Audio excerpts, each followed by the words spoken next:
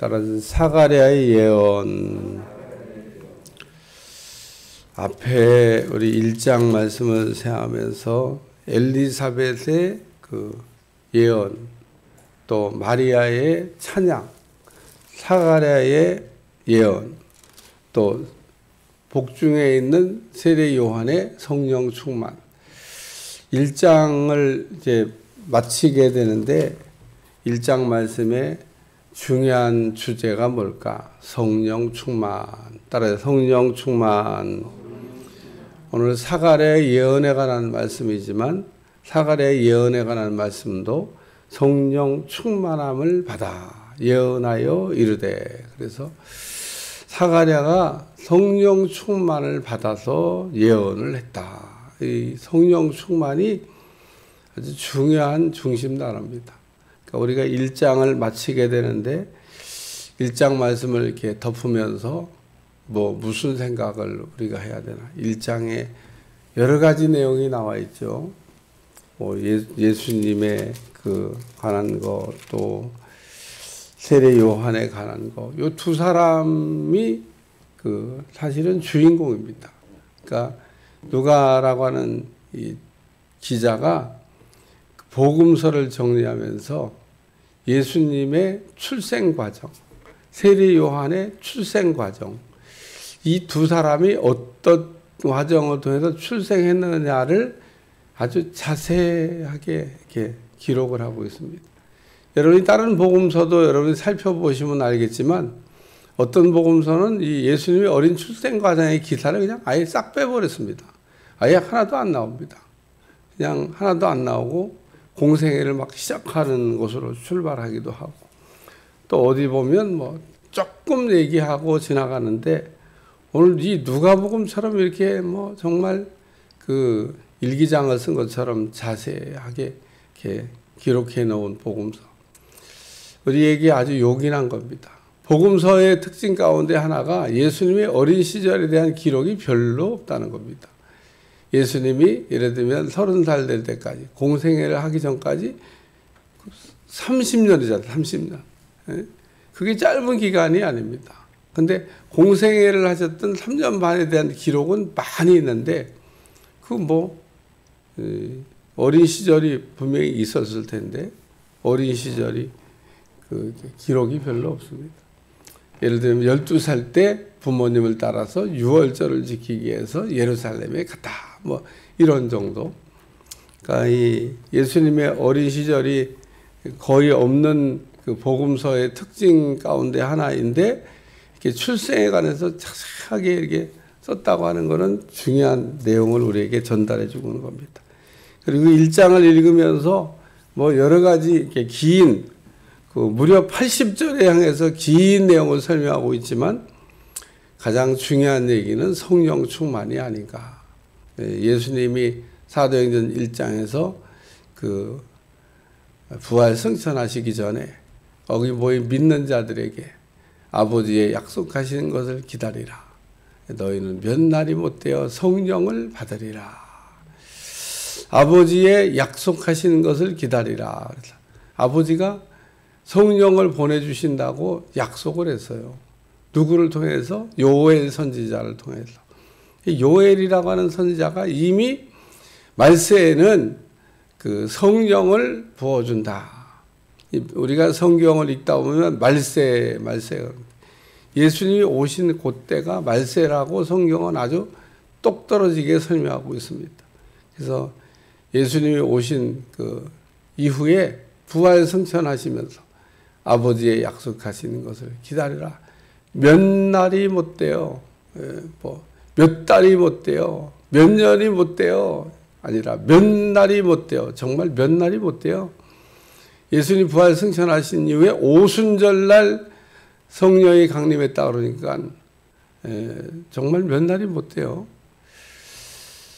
예수님이 부활 승천하신 이후에 성령을 받게 됐다. 또 일부만 받았냐? 아닙니다. 다 받았습니다. 다 성령 충만을 받았습니다. 오늘 여기도 이 세례 요한의 부친 사가랴가 나오는데 성령의 충만함을 받아. 오늘 말씀을 시작하면서 성령의 충만함을 받았다. 성령의 충만함을 어떻게 받았을까? 우리가 물어보면 답이 딱 나와요. 성령의 충만을 어떻게 받았을까? 아니, 정답. 성령 충만을 달라고 기도한 거죠. 기도했으니까 성령 충만을 받았지. 이거 받은 거 아니에요? 자기가 무슨 이렇게 만들어낸 무슨 생산품이 아닙니다. 성령 충만은 자기가 그냥 만들어낸 생산품이 아니에요. 받아야 되는 겁니다. 받아야 되는 거. 근데 사가랴가 성령 충만을 받았다면요. 그러니까 사가랴가 성령 충만을 받았다. 근데 어떻게 받았을까? 달라고 하니까. 뭐 예수님은 이렇게 승천하시기 성령 충만을 기다려라. 성령 충만을 받아라. 그러고 말씀하셨지만, 아니 요엘 선지자의 예언을 모르는 사람이 어디 있어요? 요엘이 다 말세에는 성령을 부어준다고. 그리고 예언을 했는데, 우리는 뭐 그런 선지자들의 예언에 대해서 별 관심이 없습니다. 이스라엘 사람들은 기본적인 건 다 알아요. 미가가 또 메시아가 어디 태어났냐? 베들레헴에 태어난다. 다 알고 있다는 게 다.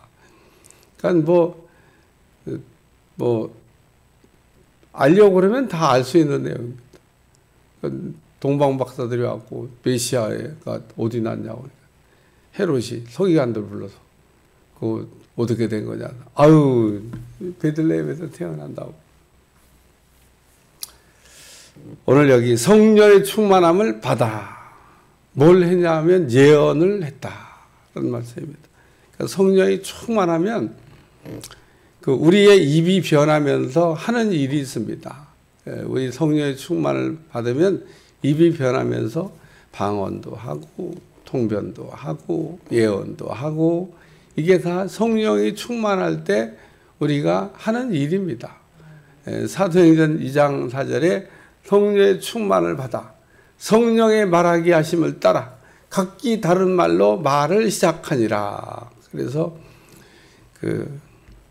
사도행전 2장 4절에 보면 성령 충만을 받고 났더니 변화가 일어났는데, 첫째는 권능이 임했고, 권능을 받는다 그랬으니까 권능이 임했고, 엘리야가 엘리사한테 겉옷을 줬는데, 그걸 우리가 통상적으로 해석하기를 기름 부으심을 넘겨받았다.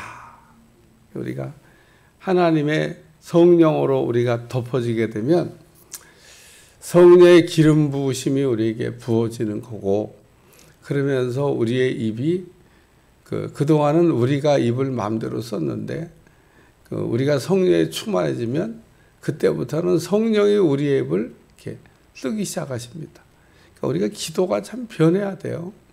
우리가 기도 가운데 제일 유치한 기도가 1, 2, 3 기도인데, 제가 제일 유치한 기도가 수준 낮은 기도가 1, 2, 3 기도입니다. 그 1, 2, 3 기도가 뭐냐?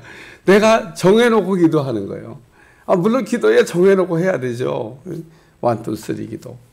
1번, 2번, 3번, 근데 그 1, 2, 3 기도가 왜 가장 수준이 낮은 기도라고 했냐면, 그 1, 2, 3 기도에 대해서 하나님이 어떻게 생각하실는지는 아무도 모르잖아요. 하나님만 아시지. 그러니까 우리가 1, 2, 3 기도하는 거가 하나님 기뻐하실지, 아니면 그거보다 더 좋은 거 있는데 맨날 그것만 기도하고 있냐, 그러고 얘기할 수도 있고, 이 내용이 달라질 수 있다는 겁니다. 근데 우리가 성령의 충만함을 받아서 하는 기도가 뭐냐? 그때부터는 성령이 우리의 혀를 접수한 겁니다. 접수. 우리 혀를 이제 성령께서 좀 쓰시겠다고 접수하신 거예요. 야, 이제 곧 정권이 바뀔 텐데 어떤 분이 정권을 잡을런지 모르죠. 정권 딱 하면 인수위 접수하러 들어가는 겁니다. 다 그 팀들이 다 이제 손 놓고 다 나가세요. 다 우리가 이제부터 합니다. 그리고 딱 그 인수위가 쫙 모든 거를 접수하러 들어갑니다. 그와 마찬가지로 우리가 성령의 충만을 받으면 성령께서 우리의 머리부터 발끝까지, 머리털 하나까지도 다 이제부터는 성령께서 접수합니다. 성령 충만을 받았다고 그러면서도 아직 성령께 이게 안 맡겨지고 성령이 접수가 덜 되면 아직 성령 충만된 거 아니야. 성령 충만해야 돼. 그래서 성령의 충만함을 받아. 제가 얘기하지만 방언도 되고 통변도 되고 예언도 된다는 겁니다. 그러니까 성령 충만을 받는 게 중요하고 성령이 충만해야 된다는 거 믿으시기를 축원합니다. 오늘 성령의 충만을 받아서 두 가지 예언을 했는데 하나는 예수님에 대해서 또 하나는 세례 요한에 대해서 예언한 내용이 나옵니다. 찬송하리라 또 주 이스라엘의 하나님이여 그 백성을 돌보사 속량하시며 이 속량이란 말이 대속, 구속 뭐 같은 말인 겁니다. 속량하셨다, 대속하셨다, 구속하셨다. 예수님의 대속을 얘기하는 겁니다. 예수님께서 우리를 위하여 대속하시고 우리를 구원하신다. 하나님이 언약하신 내용인데 이루신다. 그래서 이 구약의 많은 선지자를 통해서 메시아를 보내주실 것을 그리고 그 메시아를 통해서 우리의 죄를 대속하실 것을 예언하셨는데 그것이 지금 이루어졌다라는 얘기를 예언하는 겁니다. 성령이 충만하여서 예수님이 오셨습니다라는 얘기를 지금 하고 있는 겁니다. 어마어마한 얘기를 하고 있는 거예요.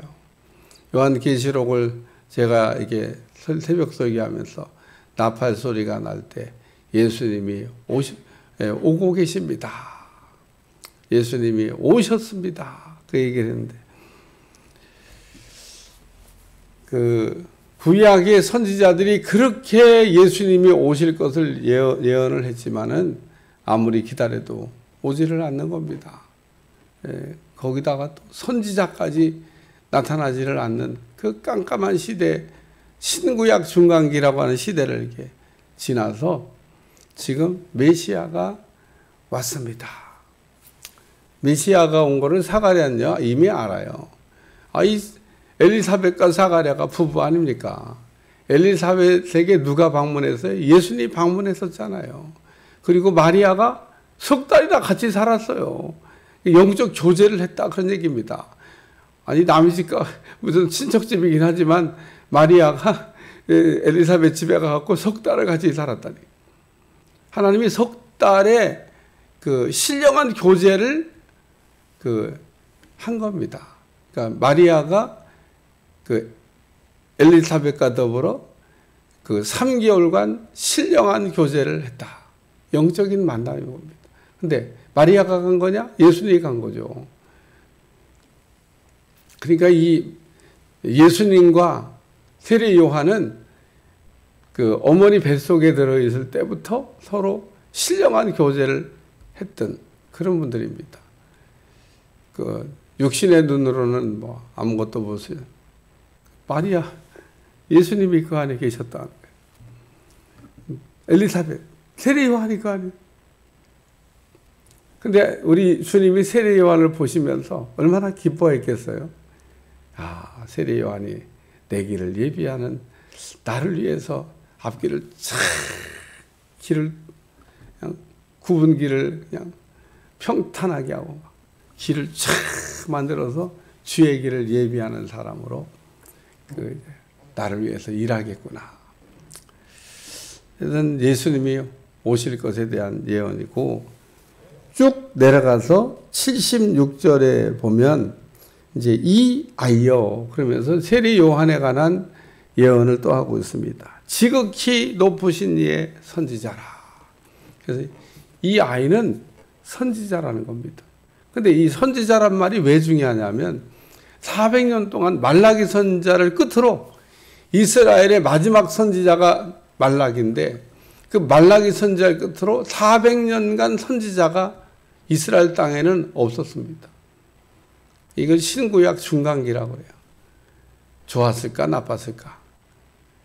아주 선지자가 있어갖고 뭐 불편했겠죠. 뭐 선지자가 나타나고 회개하라 망한다, 막 정신 차려라, 막 이렇게 막 꾸짖는 얘기만 하던 선지자들이 있었는데 갑자기 조용한 겁니다. 뭐야, 무슨 일이 일어나려고 이렇게 온 천지가 조용한 거예요.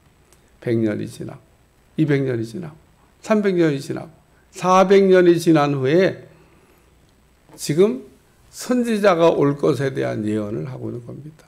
세례 요한은 선지자다. 하나님의 말씀을 받아 전하는 사람이 왔다. 그 얘기하는 겁니다. 그래서 오늘 여기 지극히 높은 이의 선지자라. 세례 요한이 선지자로 온다는 겁니다. 선지자로. 선지자란 말은 하나님의 말씀을 받아서 전하는 사람. 선지자. 선지자라 일컬음을 받고, 세 번째는 그 길을 준비하여. 그 길이 뭐예요? 예수님의 길을 준비한다는 거죠. 예수님의 사역을 잘 하실 수 있도록 앞서가면서 앞길을 쫙 평탄하게 쫙. 그래서 여기서 배웠는지 몰라요. 그 한 나라의 대통령이 외국에 국빈으로 쫙 가면은 그 비행기 내릴 때부터 빨간 카페트를 막 쫙 깔아가지고. 나는 한 나라의 대통령이 남이 나라 가고 붉은 카페트도 없는데 그냥 땅을 그냥 걷고 다니는 거를 본 일이 없어요. 딱 비행기 내릴 때 막 쫙 깔아가지고. 뭐 연예인들도 무슨 상 받을 때 막 레드 카펫을 쫙 깔아주지만 전 대통령이 가가지고 왔대. 카펫 쫙. 아주 그냥 길을 쫙 준비해 준 거죠. 그와 같이 우리 세례 요한이 한 일 가운데 가장 중요한 일이 뭐냐면 예수님의 길을 이렇게 예비하는 겁니다. 뭐 뒤에서 나올 얘기라 뭐 자꾸 앞에서 다루기가 그렇습니다만은 사람들이 막 이제 인기가 막 세례 요한에게 막 올라가고 사람들이 다 몰려가고 막 그럴 때 세례 요한이 나는 쇠하고 저분은 흥해야 되겠다. 얼마나 자기 위치와 신분을 잘 알아가지고 자기 자리에서 자기 사명을 잘 감당하다가 하나님 앞에 갔는지 모릅니다.